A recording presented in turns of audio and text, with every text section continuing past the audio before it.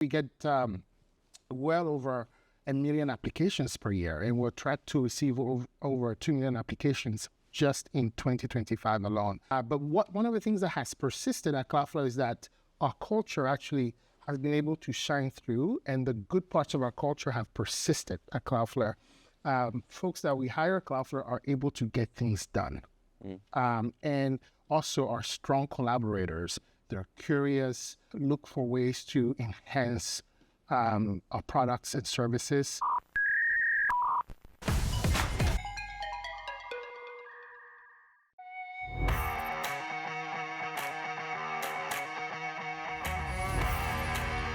Everyone, and welcome to This Week in Net. It's Friday, June the 13th, 2025 edition, and this week we're going to talk about recruitment in a tech company like Cloudflare.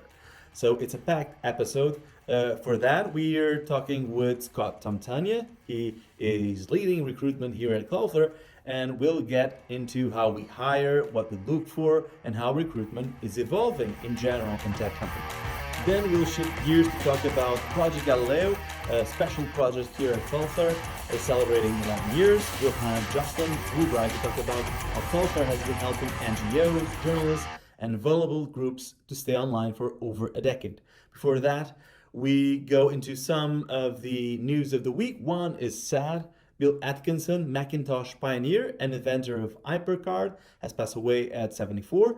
Atkinson was Apple employee number 51, one of the original members of the Macintosh team, and really his work shaped how we interact with computers today. Also this week was Apple's WWDC with several announcements. We won't go into that specifically. Also from our Cloudflare blog, there's some news. We have a blog post about how we added support for finalization registry in Cloudflare Workers, our developers platform. But just because you can use it doesn't mean you should actually. There's also a blog post about building an AI agent that puts humans in the loop with Knock and Cloudflare's agents as SDK. So plenty to see and read. Without further ado, here's my conversation with Scott Tomtania. Hello, Scott. Hello, João. Very nice to meet you. I'm super excited to be right here in Lisbon, Portugal, one of our flagship offices and one of our two main hubs in Europe. So glad to be here. And welcome to Lisbon. Usually you're based in San Francisco. Yes. Today you're in Lisbon. Absolutely. So we can do this in person. Absolutely. Usually I'm based in San Francisco, the San Francisco Bay Area. Lisbon is an amazing city. Just the beauty is stunning here, and the people are great. The food is also absolutely spectacular. Why not start with a bit of your experience? You've been at Cloudflare for several years. You've done recruiting. You've done different jobs at recruiting in our people's team. Can you guide us through a bit on when did you join and your initial path and also current path at Cloudflare? Great. So I joined Cloudflare 7.5 years ago. When I joined, Cloudflare was primarily based in San Francisco, London, Singapore as the main hubs. And I'm not exactly sure, but I think we were probably roughly between 400 and 500 employees. And fast forward 7.5 years later, we're north of 4,500 or so employees at Cloudflare, and we have a number of hubs in the United States, and we successfully launched Lisbon at the tail end of 2019, and currently I believe we have over 350 employees in Lisbon and well over 400 employees in the entire country here in Portugal. It's been such a great journey to be part of an iconic company that's changing the trajectory of the internet and helping make the internet really, really better. Even beyond that, I'm sure you can hear the excitement in my voice. I'm still very excited about Cloudflare's future and what the future holds overall for every single person who's at Cloudflare. Fun fact, I joined 4 years ago, and congratulations. And you were actually the recruiting person for me. We exchanged texts, we talked a bit at the time. And I could feel the process at the time when I joined 4 years ago. In your experience, first, what has been like working at Cloudflare for this 7 years, right? And what changed in the company? You mentioned the growth. Yes. Many more people now. But what is the biggest change you would say? I think the biggest change at Cloudflare has been that in the past several years, we've added more stage-appropriate leaders that have seen larger scale before, have built big companies, that come from iconic companies to our ranks. Not that we didn't have that before, but now Cloudflare is way more recognizable than it was before. So that's the number one change. The second change that I've seen at Cloudflare is that we are now truly a global brand. It's incredibly fascinating, really a global brand. And I have to admit that initially when I was interviewing at Cloudflare, I didn't know much about Cloudflare at all. Personally, I had to do some research, and the more I started to get to know the individuals I was interviewing with and leaders, I really got super excited about Cloudflare. But now, the more when we get well over 1 million applications per year, and we're tracked to receive over 2 million applications just in 2025 alone. So more recognizable brands. But one of the things that has persisted at Cloudflare is that our culture actually has been able to shine through, and the good parts of our culture have persisted at Cloudflare. Folks that we hire at Cloudflare are able to get things done. And also are strong collaborators. They're curious, look for ways to enhance our products and services. And that's something that has persisted, and that's something that has even acutely been even developed as we've scaled as a company. I'm curious, you mentioned a lot of applications every year, over 1 million now. Close to 2 million. Closer to 2 million? Yes. Per year? Per year. That's a lot. I heard Matty saying that last year, I think, and it's really amazing to see how many people now know Cloudflare and want to join Cloudflare. But how, in terms of the recruitment process, how do you deal with that many applications, and how do you select the people? The great question. So at Cloudflare, we firmly believe that our hiring managers play an instrumental part in the recruiting process. And that example is really showcased by Matthew Prince and Michelle, our co-founders, and the senior executive team, who spent upwards of 20%, 25%, or 30% of their time in the hiring process. In fact, every single person that joins us has a C-level interview with one of them. Spend 20 minutes with them. They can ask them any question. I don't think there's a company on earth that does that, and it is absolutely amazing. Every single candidate that has that conversation leaves the conversation really inspired by the mission, and also the access that they have, and also they get an insight into our culture.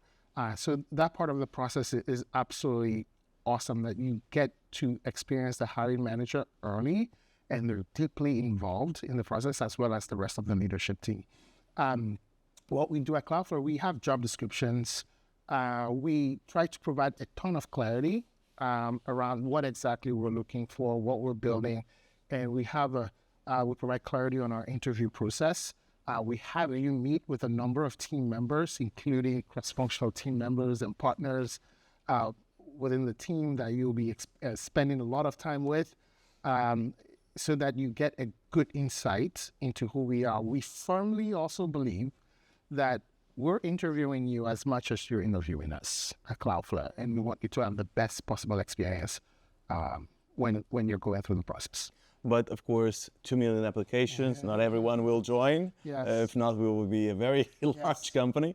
But the process of selecting, it also helps to have leadership in that process, giving opinions, asking questions, also plays a role. Yes, it does play a role. So to break that into a couple of different sections, for some of the more technical roles, you have to showcase your technical ability by going through coding exercises, and for some of the other teams, you have to go through some case studies and answer some questions there. So there's definitely some testing involved and in the process at many levels of the process, and there's a lot of one-on-one interviews involved in it. And at the core of it, really, we want to understand your background, what you've done before, that would make sense for us to be able to attract you here. And we're looking for some of the best of the best. Fun facts for you. So it's harder to get to Cloudflare than it is to get into Harvard. Based on the selection process. So Also, a lot of people applying. Yes. Worldwide, Exactly. also playing a role. Exactly. That's interesting. The specifics of being in the process, that evolved. You explained that still till today, the process has a C-level person doing the interview as well, participating in the process. The number of interviews that are done, did that change? Yes. So that did change. So when you're a smaller, relatively smaller company, it's very important to have almost everyone meet with their candidates because it's just a small office, small teams. So one hire represents a significant increase in percentage in terms of the headcount. But when you're a larger team and you're scaling, then you have to create a repeatable process and that you can measure and that can help you also move the process forward in a timely manner. So the actual number of interviews have been scaled back, but at the same time, the rigor of the interviews have been maintained and have been more prescriptive to be able to achieve the same results. Specifically on the current process, how do we deal with the new challenges? For example, are we using AI in any way in the recruiting process? There was in the news a few weeks ago, actually, a student that was applying to a job, and he was using AI to code, to masquerade that a bit. Some of those things are in your mind in terms of the recruiting process? What is top of mind? Absolutely AI. So we are looking at various tools, AI tools that can help us remain more productive. That's one. Also help us nail the selection process. And at the same time, make our hiring managers' jobs easier. We also know that there's a lot of risk associated with it.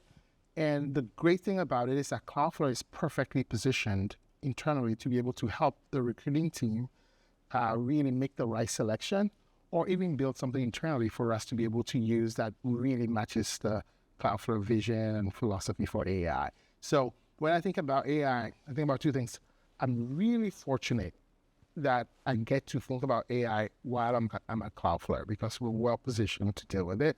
And the second thing is I'm always thinking already about what's out there and the problem set and challenges that AI will solve from a recruiting perspective. So those two things, and Cloudflare is just incredibly well positioned for that.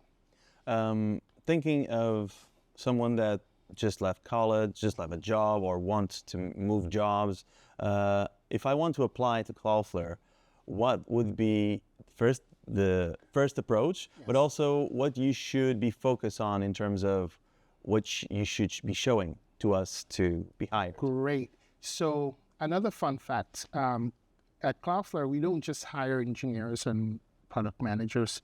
We hire sales professionals, we hire product managers, we hire engineers, we hire customer support professionals, we hire HR professionals. So there are many roles across different spectrums and different teams at Cloudflare. So if you're an intern or you're a recent college graduate and you're looking for a job at Cloudflare, I'll give you two assignments to do. One, familiarize yourself with Cloudflare and our products on our website. Two, we have several segments of Cloudflare team that really do a good job telling you about the history of Cloudflare and also exposing you to some of the leaders and also exposing you to the culture and the process, hiring process.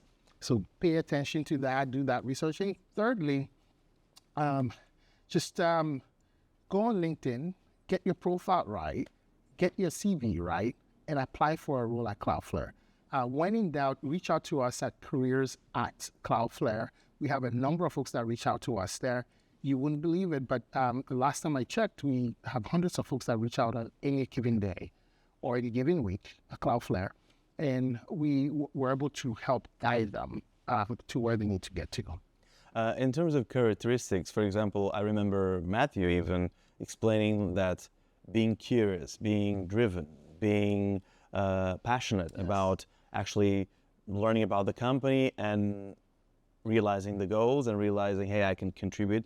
Those type of things usually resonate well in interviews, right? Yes, absolutely. So those are really the overarching traits of individuals that we look for at Cloudflare. Curiosity ranks high, empathy runs high, humility runs high, transparency also runs high, and also the ability to be able to get things done and be productive rank really, really high at Cloudflare. So if you're curious, you do your research about Cloudflare and learn more about the products, learn about the hiring managers, and you'll be able to prep well. Fun fact, in the middle of the pandemic in 2022, we did something really cool at Cloudflare. While other companies were scaling back their internship programs or canceling internship programs, we decided to double our internship program. And when I speak with current college students or career services at several different campuses, they still remember this. That Cloudflare doubled its internship program in the middle of the pandemic. So we're always looking for great talent, great interns that have done amazing things here, that became great employees at Cloudflare. So we're on the lookout, as always. In terms of the years of process that you've been here watching and participating, what were even the main challenges that you realized maybe that led to changes? What were those specifically?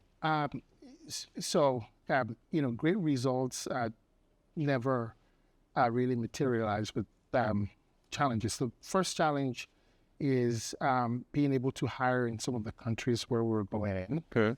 When you're new in a country, it's hard to, no one really knows you there. It's hard to know what great talent is. So part of what we do is we leverage our Cloudflare population. We're incredibly diverse from many different countries, so we solicit a lot of referrals. We also solicit a lot of referrals from our network to be able to do that. But it's hard initially to know who's who in every country, but you want to make sure you hire some of the best in those countries that can represent the company really well. And then in turn, you're able to attract great talent in those countries. That's one. Number two, one of the challenges was once we started to receive a lot of applications, right? That became a big challenge. How do we ensure that we are selecting the right individuals? How do we make sure that we're getting back to candidates in a timely manner? Those are still ongoing challenges that we're solving for. And that's a challenge of success, right? Exactly. And that's something, a case study for AI that we would love to bring to the table to be able to do. Makes sense. Since I joined, one of the things I find really interesting is that as a tech company that's getting some scale, there's still a lot of folks from 7 years, 10 years, 13 years.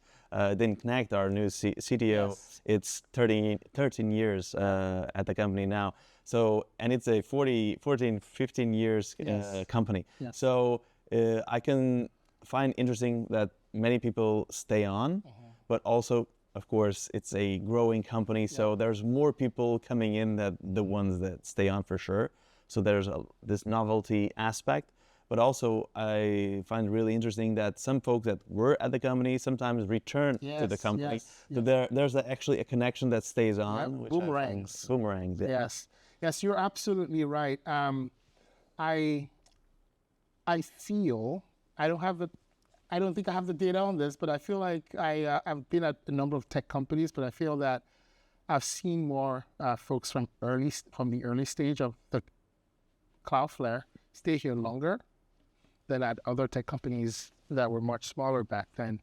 And it's a testament to what we're building. It's also a testament to the culture and a testament to the future of Cloudflare. I was just having a conversation with my team members here in Lisbon, and one of them said, "Scott, you still seem quite excited about Cloudflare." I'm like, "Yeah, I am excited about Cloudflare. You've been here for that long." "Yes, you still have the energy." Yes, because I see the excitement and the future of Cloudflare, and that's what brings me to Cloudflare. And the leaders that we get to work with are just world-class leaders, and I would want anyone else to experience what I've experienced at Cloudflare. Quite interesting also to see the way that the company has grown. Yeah. You've been part of that, and you've known many folks that were hired. Yes. Some you hire them, and Yes. now they're here for a few years. How is that relation in terms of hiring so many folks from the company, knowing them, actually understanding the culture of the company because of that as well? How do you feel the culture of the company specifically, Yeah. even thinking of hiring? So I don't think I know everyone these days. I used to try to. Too many people, of Yes, course. exactly. You would have an award if you knew anyone, Exactly. a big award. But I think, I started to do something this week in Lisbon. I would say hi to every single person that I see in the hallway, and I would introduce myself. And I realized that, wow, not everyone knew me. But then I would ask them who their recruiter was, and they would tell me the name of the recruiter. And that made me happy. They were actually quite excited to tell me the name of the recruiter. So I've been introducing myself to every single person, and I'm on a mission to do that. If I get to go to all the different offices, to be able to do that. And I ask them what they do. And the minute they start to share what they're doing and they're building a Cloudflare, I can see the excitement. And what I also see is that everyone is approachable. Everyone is exhibiting the culture that you and I just discussed: empathy, humility, curiosity. Curiosity, they're asking me what I do. They're also saying hi to me. So the culture persists, and the good part of the culture are also being maintained. Sometimes when companies are scaling, just having been part of a couple of tech companies, people want to maintain the early culture, or protect the early culture. This is my personal opinion. Is Too protective in a sense. Yeah, too protective. I feel like if something doesn't get better, it eventually loses its steam. So it's important not to protect it, but it's important to make it better, so that we can continue to scale and maintain the great parts about our culture. It should be vibrant in terms of it could be added to the culture. Yes, exactly. There's typically a base, but it could be added, could be changed, new people, new leaderships. So it makes perfect sense. Being still is not a good place. It is not. There's an old African saying that you don't want to swim in a still water. You don't want to touch it. You don't want to drink it because there's no outlet. There's no inlet. So I think it rings true for culture. Makes sense. Thinking of recruitment in 2025, what's coming in the area in general in the tech sector? You've been through this, like the slowdown in the tech sector, in the hiring, the pandemic, which was not slowdown, was actually speeding up. But now it's in a moment of stability, I would say. What do you see in the recruitment area or in terms of the future that is coming, new trends? So first of all, I'd like to mention that at Cloudflare, we now have defined our core hubs. Of course, we still have teams that are distributed, but we're concentrating our hiring in Lisbon, London, for example, in Europe.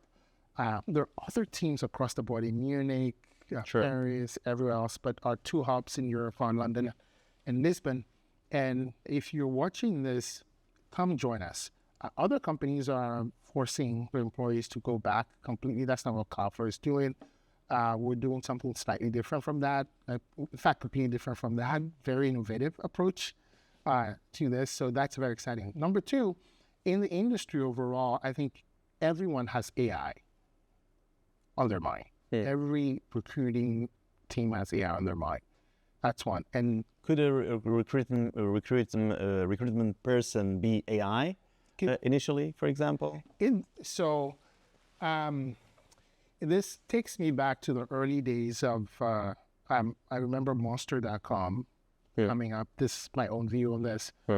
And Career Builder and some of the job sites and LinkedIn. I think the early questions were, wow, the world is no longer going to need recruiters. My answer to that is we are going to need recruiters that know how to leverage AI. We will need to have hiring teams that know how to leverage AI. AI will make jobs easier, will help us be more productive, will give us more insight into many different aspects that we're looking to gain insight into. Very similar to the early era of Monster.com or Career Builder, where now it wasn't that you were dropping your CV in front of a company or at the reception desk, but you were going online and putting your CV there, and the recruiter is finding that and reaching out to you. Right. So I feel like that's going to be sort of like the same shift that happens. But I'm not always right. So perhaps I'm off in this. But To be honest, I don't think anyone knows for sure anything at this point. Things are changing so fast, so it's difficult to predict. Absolutely. But makes sense. I feel that having the human element will always be important, even if that human element has help of AI. I completely makes perfect sense, in my opinion, because the human typically also can read things differently. It's even a process better for the other person at the other end, having a human typically, which makes sense. Last but not least, do you have a favorite part of Lisbon, food in Lisbon? Favorite part in the Lisbon office? Why not? Favorite part in the Lisbon office is the commons area. The views are amazing. I'll start from there. And you can see the majestic beauty of Lisbon overall. You can actually get a sense of how inviting the city is and how just stunning the city is.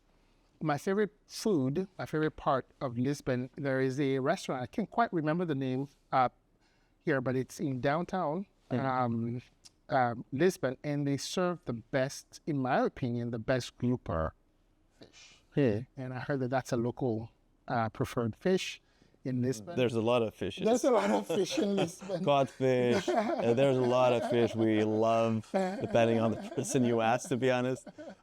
And then I've come to enjoy bread and olives with everything. Lisbon. But more importantly, I think it's the people that I've really enjoyed. Probably some of the friendliest and very helpful folks I've ever met in our Lisbon office as well in the city of Lisbon. Makes sense. You were mentioning the hubs. Yes. In Lisbon, it's a hub. Yeah. Well, that means we have like a big, interesting Cloudflare office here. The same in London, Austin, San Francisco, and New York. In a I'm hearing rumors weeks. about that. So and Mexico as well. Mexico City, Singapore, for sure. But we have people all over. We have people in Japan. We have people in Australia. We have people you're mentioning in other parts of Europe. We have people in Paris. We have in the Netherlands as well. Netherlands. It's quite interesting to see even the distribution part. But thinking of specifically of these hubs, what do you think, especially the more new ones? What do you think the outside of the US perspective brings to Cloudflare? Like sometimes I call Cloudflare a bit of the Netflix of tech companies in the way that Netflix does shows externally.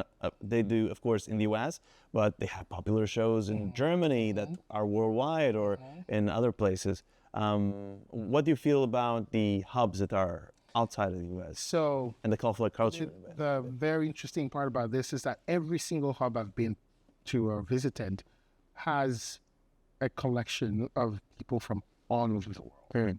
In Lisbon, I was just grabbing coffee and I heard an American accent, a South African accent in the room, a British accent. It's just really fascinating. And then at the same time, it has the Portuguese flair to it, even in the office. And you go to London, it's quite the same thing. So I feel that we're an incredibly diverse company when it comes to nationalities and cultures. Each hub has its flair, its flavor. You feel it when you get there. But at the same time, we're a collection of talent from all parts of the world. And I firmly believe that that's one of our secret sauce at Cloudflare, to be able to attract the best and brightest from all parts of the world, all walks of life, incredible diverse talent pool. Makes perfect sense. It's a good note to end. Yes. Thank you, Scott. Thank you, João. And obrigado. Obrigado. And that's a wrap. Thank you.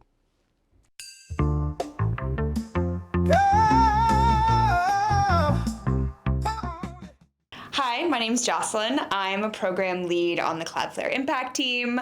I've been at Cloudflare for about 5 years, and really my job is working with nonprofit organizations to provide them with Cloudflare services. And really the way that we do that is with one of our largest projects, which is called Project Galileo. So if you're unfamiliar, we started Project Galileo in 2014, and it was really this idea of providing free cybersecurity tools to organizations that are seeing many different types of attacks because of the work that they're doing.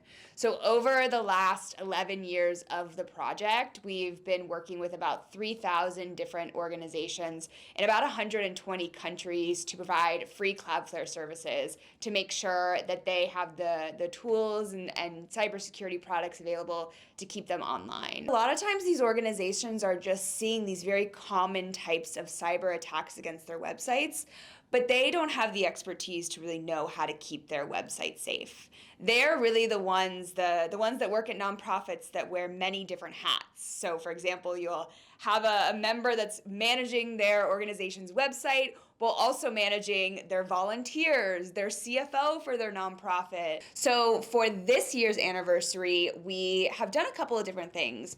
One of them is we've actually expanded our commitment to providing services to organizations with 2 new civil society partners that are based in APAC, so Asia Pacific. We have Engage Media, and we also have the Open Culture Foundation in Taiwan. They're going to be able to help us identify exactly the civil society organizations in Asia Pacific that kind of need our services. And they're really 2 great organizations doing amazing work in the digital rights space. We also have about 10 new case studies from organizations that are protected under Project Galileo. They're telling their stories on how they use Cloudflare and exactly what that looks like for their specific area of expertise. So we have case studies from organizations in civil society, human rights, environmental organizations, and journalism in places like Serbia, the Netherlands, the United States, Moldova. So definitely check out those stories, some amazing work that they're all doing, and we're really happy to kind of showcase exactly how they're using Cloudflare to stay online. And then kind of the biggest part about Project Galileo that we do for the anniversary is that we actually develop a radar dashboard, which provides a lot of insights into the types of attacks that many of these organizations under Project Galileo see on a day-to-day basis. So actually between May 1st and March 31st, 2025, we've actually blocked about 1.8 billion types of cyber threats against organizations protected under Project Galileo. Our data indicates that we're actually seeing this growing trend in DDoS attacks against organizations, becoming more common than we see than attempts to exploit traditional web vulnerabilities. But with Cloudflare, it's really easy to be able to get onboarded and automatically be getting that protection. And we actually saw this with an attack that was against the Belarusian Investigative Center, which is an independent media organization that's based in Belarus, and they actually cover a lot of corruption cases in Belarus and Russia, for example. So they actually saw a DDoS attack on September 27th. And what happened is that attack actually generated over 28 billion requests in a single day. So on that day, they actually reached out to the Project Galileo team, and we quickly onboarded them in this under attack scenario, and we were able to mitigate against this attack once they were onboarded to Cloudflare. Another attack that I want to mention is actually an organization called Tech for Peace. So they're a human rights organization that's focused on digital rights in Iraq and also in the Middle East area. So they were actually targeted by a 12-day long attack on March 10th. and that actually saw about 2.7 billion requests to their website. In previous reports that we've had for the Project Galileo radar dashboard, we've typically seen these attacks that are very high intensity and over a very short period of time. So one example of this is that we saw an attack against one of the largest independent media organizations in Russia called Meduza.